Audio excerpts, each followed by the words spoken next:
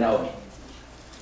Naomi mengambil keputusan untuk kembali ke Bethlehem. Dan ketika dia pulang, kedua menantunya ini bersama-sama dengan dia. Dikatakan oleh bagian firman Tuhan ini, ketika mereka berada di perbatasan antara tanah Moab dan tanah Bethlehem, Naomi berdiri dan dia bilang sama menantu-menantunya, "Nah, pulang sajalah kalian ke rumah kalian, ke orang tua kalian, ke negeri kalian, ke Allah kalian. Pulanglah. Tidak mungkin lagi kalian menunggu saya. Belum tentu saya menikah lagi." Betul. Tapi kadang-kadang orang pingin, kalau sakit-sakit cepat mati biar saya menikah lagi. Tidak mungkin saya menikah lagi. Tapi kalaupun saya menikah dan punya anak, nggak mungkin engkau tua. Engkau mau menunggu sampai anak itu lahir, nanti engkau tua. Nah, masalahnya mungkin dia suka sama anaknya Naomi, tapi masalahnya anaknya Naomi mau suka sama dia nggak, itu masalahnya lagi toh. Kadang-kadang kita suka sama orang, tetapi masalahnya orang suka sama kita atau tidak. Jadi kadang-kadang orang banyak yang bertepuk tangan sebelah.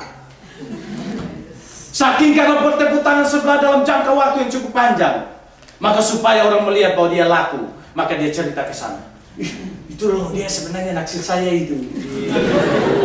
Buktinya, waktu acara ulang tahun di gereja, saya lagi duduk-duduk, dia bawa. Dia bawa itu, sup panas itu, dia bawa kasih saya. Coba bayangkan itu.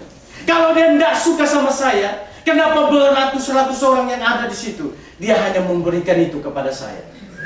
Padahal dia tidak tahu. Padahal sudah dikelilingi itu, terakhir dia.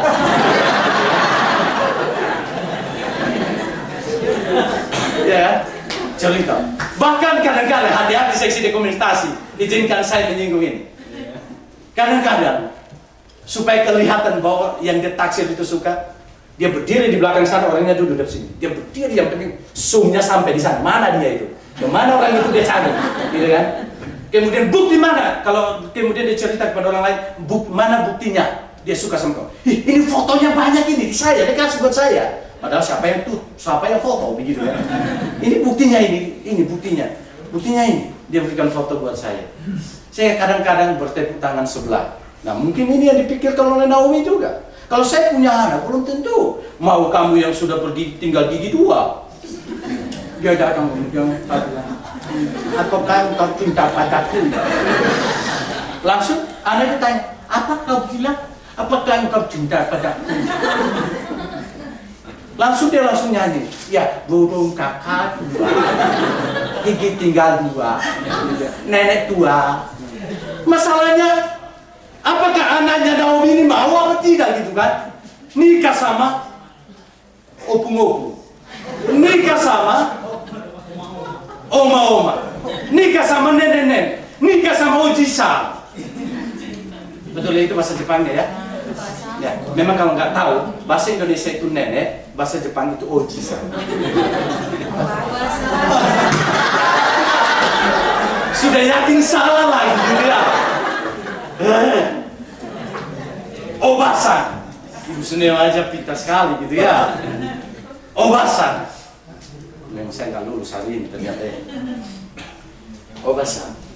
Maka dengan demikian Naomi bilang, pulang sudahlah, pulang sekalian. Gak mungkin kalian mengharapkan saya punya anak dan akhirnya kalian menunggu sampai dia besar. Gak mungkin pulang. Ini alasan yang logis bukan? Kenapa? Karena mereka ikut Naomi itu oleh karena anak-anak Naomi. Dan Naomi tidak mengizinkan kalau mereka hanya mengikuti Naomi oleh karena masalah anak-anaknya. Dia tidak mau akibat karena kepahitan hatinya diterima oleh orang lain. Dia tidak mau karena keputusan-keputusan yang salah akhirnya mengakibatkan orang lain. Maka disuruh pulang. Saya tidak setuju kalau orang masuk Kristen hanya karena engkau sebagai kekasihnya. Saya tidak setuju orang masuk menjadi orang Kristen karena pernikahan. Karena mungkin engkau berpikir, saya orang Kristen, dia harus masuk jadi orang Kristen. Saya katakan stop di situ, saya tidak setuju. Tetapi saya rindukan, mungkin engkau terlanjur untuk mencintai orang yang tidak seiman dengan kamu. Saya katakan itu salah. Karena Alkitab katakan harus sepadan, bukan sebadan. Itu salah, salah otomatis salah. Tetapi kalau engkau terlanjur untuk menjalannya, hanya dua pilihan. Stop. Tapi kalau engkau mau melanjutkannya, yang pertama, buat dia untuk percaya kepada Tuhan. Setelah dia percaya Tuhan sungguh-sungguh, uji dia sungguh-sungguh, baru selanjutnya bawa dia datang ke pendeta untuk dikonseling. Konseling bukan masalah konseling pernikahan. Kalau saya mau konseling dalam kondisi saya mau konseling pernikahan dulu. Konseling untuk sungguh-sungguh, saya mau tahu sejauh mana imannya dan percayanya kepada Tuhan. Kenapa? Sebenarnya itu untuk kebaikan saudara. Kenapa? Kalau seandainya kalau saudara dia ikut masuk Kristen hanya karena saudara. Saudara tahu bahwa saudara terbatas, bukan? Ada saatnya di mana ketika dia mengalami benturan dalam rumah tangga, dan pasti ada benturan, apalagi gelap dengan terang, pasti lebih banyak benturan. Maka dia meninggalkan saudara dan tinggal saudara seorang janda. Istilah janda ini rasanya tidak enak di telinga, bukan?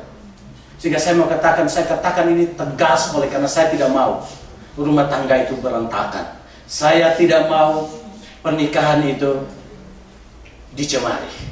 Tapi saya rindu supaya sekali kita melangkah, hanya maut yang memisahkan kita. Betul? Hanya maut yang memisahkan kita.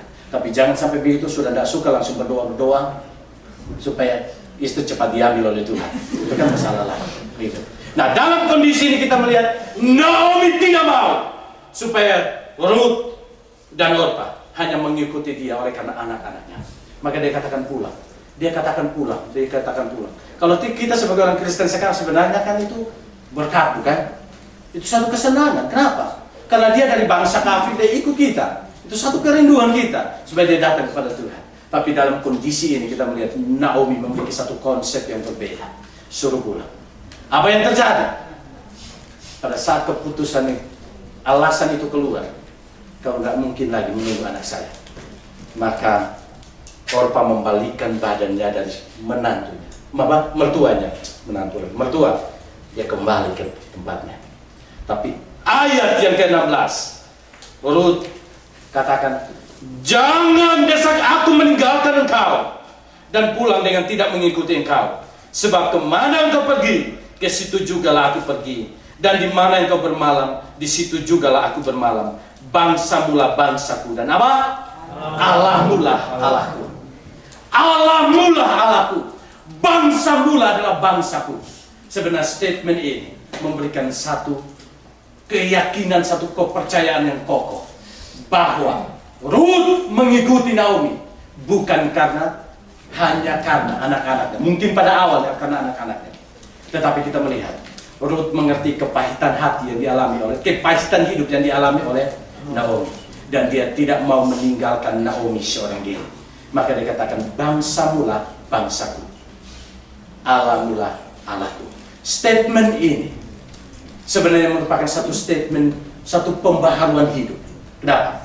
Ketika dia memutuskan bangsanya dan memilih bangsanya Naomi, memutuskan Allah kafirnya dan mau mengikuti Allah bangsa Israel, Allahnya Naomi, maka otomatis ini bicara tentang apa? Pembaharuan hidup, bicara tentang lahir baru, membicarakan tentang masa lalu itu dibuang dan sekarang mengarahkan masa hidupnya ke depan. Dan apa yang terjadi? Kejadian yang terjadi dengan apa? Kepahitan.